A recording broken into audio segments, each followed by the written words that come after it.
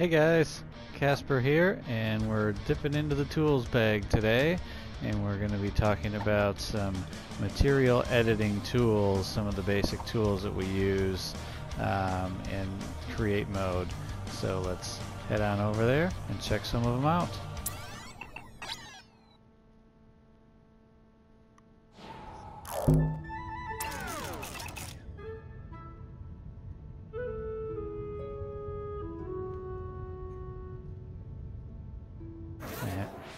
Have to apologize for how long this intro takes, since it's changing the light bulbs obviously, but we've got to wait for it to load a blank level, but hopefully that's something we can speed up later on. Alright, so here we are in create mode, and we're going to dip into the deep tools bag menu. So the very first thing we want to get to here is our editing tools here, which is all these ones in white. So these aren't things that you stick to items or things that appear in your level. It's things that you use to manipulate other things. So in all these tools here, these ones in white, you can also find, there's like 18 of them, so you can also find all of them right here in your personal menu. We open that up, and these are the same exact 18 tools that we've got in our tools bag. So but we're going to focus here on the tools bag and this objects editor menu here in the top. So the first one's pretty easy. It's our pop-it cursor. So this is basically our same cursor. That back page is right here in the middle. We default to this every time this menu comes up as our pop-it cursor. So you can also find that in your tools bag. So if you're editing something and you use it here, then you don't have to go back a step and then find your tools bag and go in a page. You're already in the tools bag, so it kind of saves you a bit of a step. So that's why it's there. The corner editor tool is a little more advanced, so we're going to open up here and grab a piece of cardboard, and we'll just make something large and square, just like so. And we open up our corner editor, and basically what you do is you select something that's just kind of a shape, any kind of shape or any type of object that you've got. And what it does is it defines the edges of that shape for you in blue. And so now once you've got this selected, you can go and find an edge of this. And what it'll do is put a red circle saying that this is exactly the spot that you're going to create a corner where there wasn't one. And you're going to be able to pull down on your left joystick and just kind of drag this down, and you create a new corner. So one of the cool things is, if you want to just like remove a corner off of a block like this, you just go all the way to the edge like so, and as soon as there's no material left, it cuts that off, and now you're left with a block. And if you want to bring it back, you just bring it back up here. You click the X button, and then you're done corner editing. So we actually haven't done anything, but let's try this again. Then we hit the X button, and there we go. Now if we can further edit this corner, we can pull it in again, we can pull it out again. There's all kinds of things you can do. I mean, you can just stretch this all over the place. If you've got a corner and you want to get rid of this, you just bring it over to another area and it automatically connects. So a lot of cool things you can do. You can also, let's create kind of a hole in the middle of this, like so. And then now we're going to go into our corner editor tool, and now it's made an outline inside of an outline, so we can actually select this and we can create kind of an inside passageway like so. And this is kind of cool if you want to create like different paths in your level that are hidden. I'm actually making this a little bit more complicated than it needs to be. There we go. And then we can actually, let's see,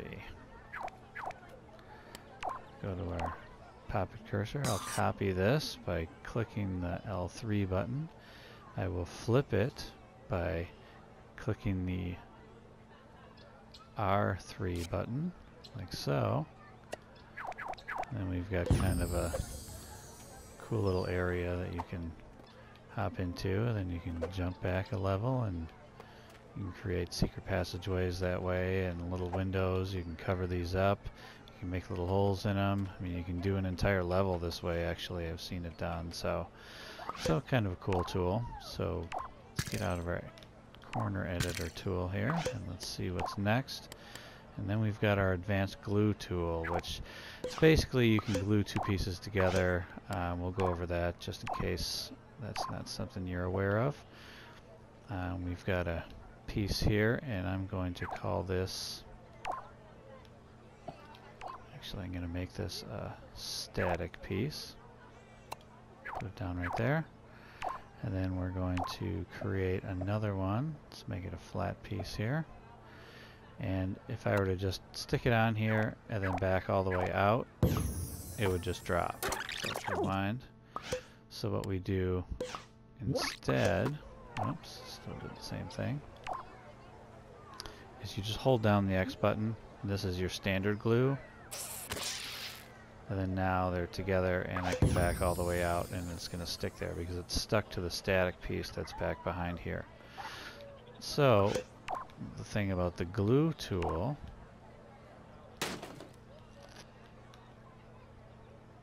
so we're going to drop this down just like we did before, so it's not stuck to there. So I'm going to set it here. So basically when you grab something and you just let go until you back all the way out, it's going to float there. So we're just going to do that same thing again. Back out to here. And then we're going to pick our advanced glue tool. So now anything that you click, that's got glue on it, that's got glue on it, and so now these are all stuck together again. So it kind of helps if for some reason the regular gluing method isn't working. You can actually get pretty in detail with the advanced glue tool. So let's erase these out of here. And we go to our material changer, which is pretty self-explanatory, but sometimes unless you see it work in action, it's not so obvious. So we've got our piece of cardboard here. If we want to change what it's made of, say, oh, I wish I would have made this out of metal. So we've got our brass floor here. So we just click the brass floor, we click the piece that we want to change, and there we go, we've got it changed. So kind of neat. So let's do that one more time. Let's change it to this emboss wallpaper. And there you go. So that's the material editor tool. And if we move to the UV tool, this is actually a good pattern for that.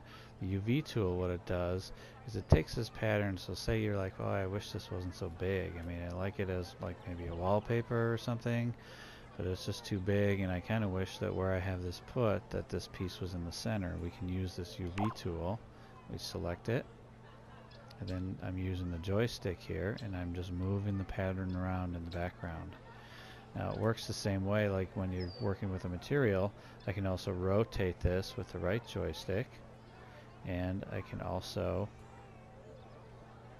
make it larger and smaller. So say I did want a wallpaper that looked like that, I can use this, or I can bring it up nice and large. So there's a lot of different things you can do.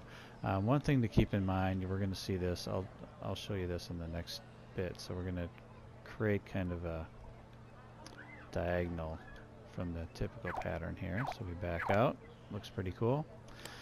So now our next tool is the capture object tool. So let's say we capture this object and we've already UV rotated the background or the texture. So now we have to go to our goodies bag and our objects page, and here's the object I just created. So what's going to happen though is that the standard texture is going to be on there again. So when you create an object, you probably don't want to have it tweaked that far, because you're just going to have to go back in and retweak it again. So just kind of keep that in mind. So that's our capture object. Another one is our slice and dice tool, which is pretty cool. I'm actually going to use the material changer to get something so that we can see it a little bit better. Let's just use a basic wood here. So let's zoom in a little bit. Alright, so slice and dice. So let's say we've already got this in place. We just want to take the edge of the corner off. Same thing as with the other tool, the corner editor. When you select it, it creates a border around, and you start at one side, and then you just draw a line. It creates kind of a straight line between the line you chose and wherever your cursor is. So if you went all the way to this edge, it creates a cut right there. Or you can alternatively select one of these pieces. Let's see here. Okay, there we go. I got it back out. And then we can do this, and then we can click the X button, click the X button, click the X button, and then click the X button, and there we go. So now we've got all these. Now, even though these are connected, they're actually separate parts, so we can select them one at a time. They're basically glued together, so we would just have to click the triangle button, and that takes our corner off of there. And so that's our slice and dice tool, which is pretty neat. So the next one is our dephysicalize tool.